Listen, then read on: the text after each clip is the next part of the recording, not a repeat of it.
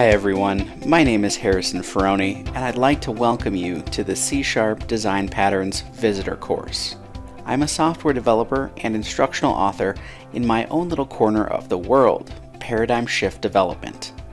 Most days you can find me working with C# in Unity, doing a bit of freelance iOS development, or editing technical content for the Ray Wenderlich site. Now, there have always been common problems that programmers encounter over and over again in their careers, and design patterns evolve to combat this recurring scourge of inflexible and unclean code. This course is a jumping off point into the visitor design pattern in C#, so you don't need any prior design pattern experience to get things rolling. Some of the major topics that we'll cover include defining a visitor blueprint, creating concrete visitor classes, testing the pattern in practice, using an object structure, and finally understanding real-world examples and applications.